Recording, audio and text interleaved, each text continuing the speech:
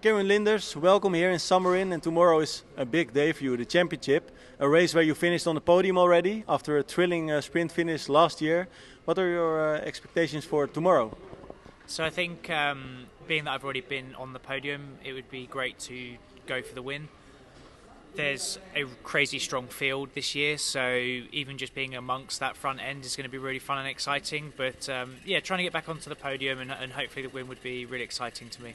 Who are the biggest favorites, maybe amongst yourself, but a lot of big names tomorrow, as you said. So who are the biggest favorites, you think?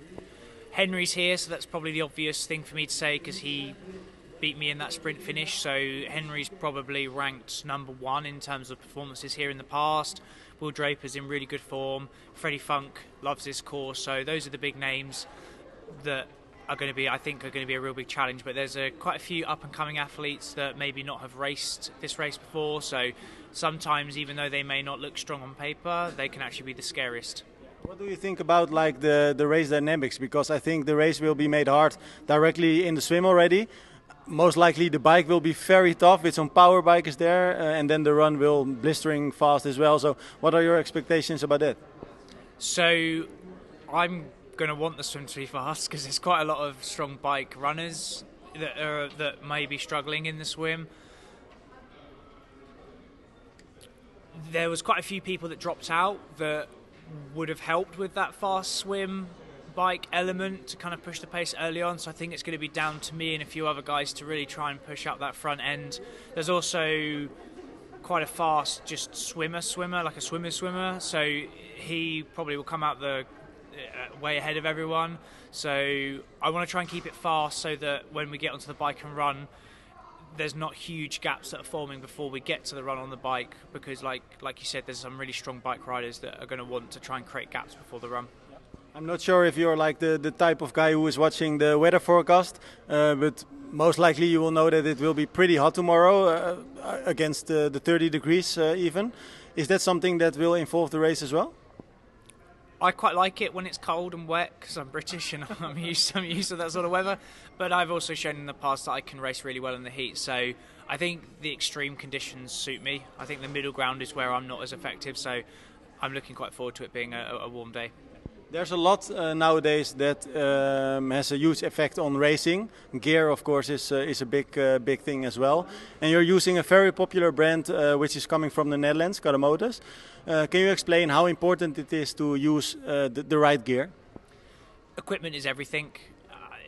Especially on the bike, you can see how much the time is coming down on the bike. It's kind of one of the three sports that is doing that, and a lot of that is down to the innovation in technology.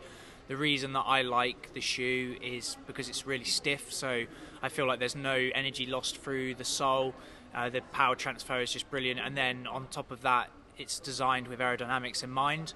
So when looking in the wind tunnel and doing some testing, I found that it was one of the faster shoes. So not only do I like the fact that the power transfer seems to be really impressive, it's also aerodynamic, so I don't really know what more you'd want from a cycling shoe in this sort of racing. Maybe it's hard for you to say because you're of course one of the best pro athletes out there, but also for age group athletes, gear and yeah, it's everything. But will they feel like the difference when they are using Cádomotus shoes, for example, or is it a slight difference or a big difference in comparison to normal shoes, so to say?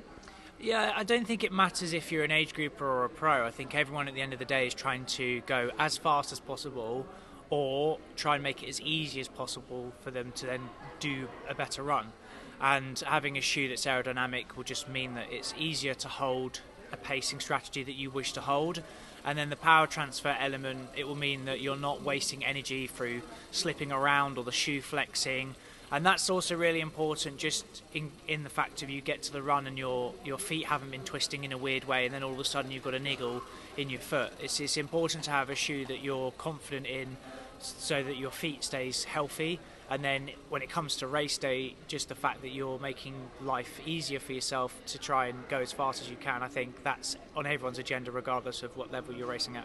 Yeah. Makes sense. One question about tomorrow again. Last year podium after the sprint finish. What do you think? Are you on the top step of the podium tomorrow, or is the goal just the podium, or what is your goal, your main goal? I think the goal in any race for me is to actually be a part of the race, actually making a difference in the race. So I'm obviously going to be going for the win, but if I'm at the front, kind of making... sorry. That's the nerves, Kieran. Yeah. If I'm at the front making an impact to the race dynamic, I think that's what really excites me, and hopefully I do it in a way which makes me competitive. Good to see you again, and see you for sure tomorrow on the bike and on the run and at the finish line. Good luck. Thank you.